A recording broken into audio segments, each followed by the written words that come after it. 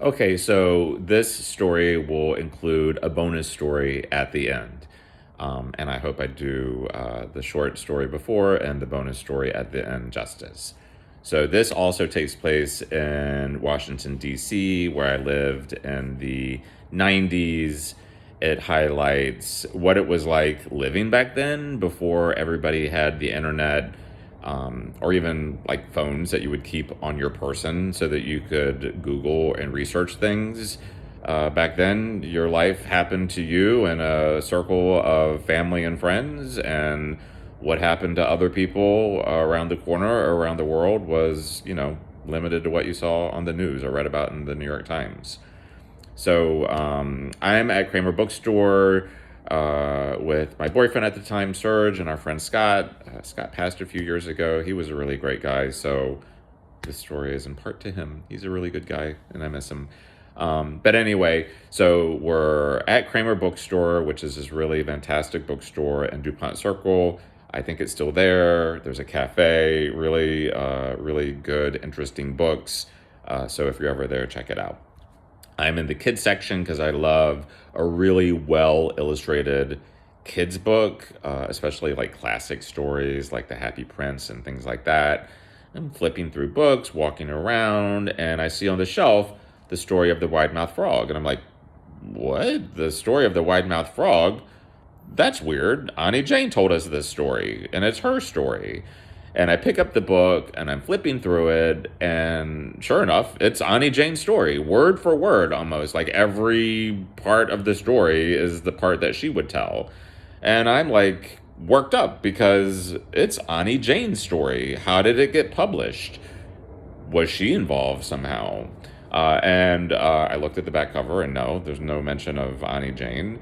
So I buy 4 copies. I keep a copy for myself, and I send a copy each to my siblings with a half-joking note about how could this happen. Ani Jane has fooled us all of these years into thinking this is her story, and we're going to sue her for emotional anguish. Joking, of course.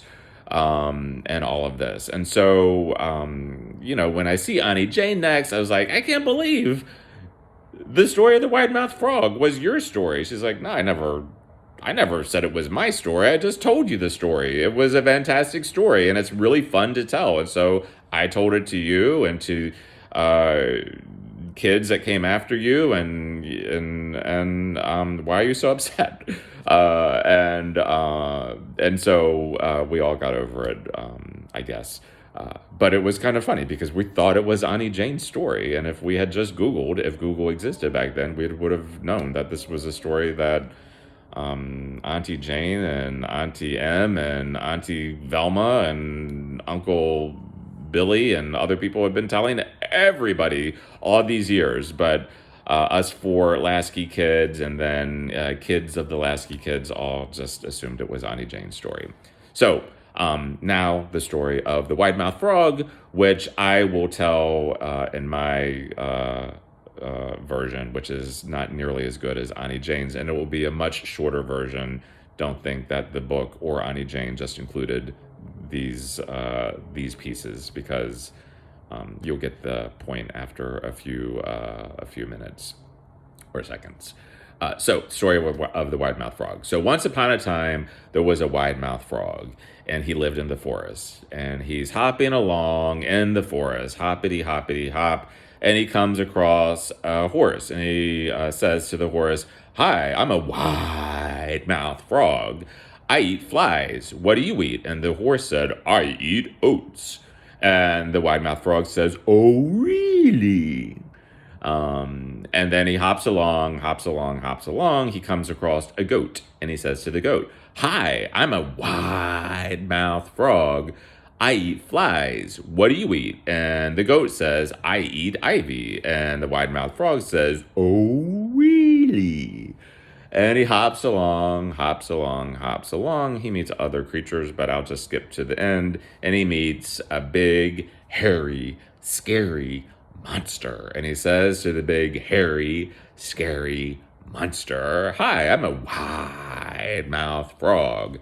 I eat flies. What do you eat? And the big, hairy, scary monster says, well, I eat wide-mouthed frogs. And the wide-mouthed frog says in response, oh, really? And that's the end of the wide-mouthed frog story. It's a much better story when Auntie Jane tells it because she's a crazy person with all kinds of hilarious facial expressions and sound effects. I can't do that justice. But it's a beloved story for us kids and maybe for you too, because maybe your Aunt Velma told it to you.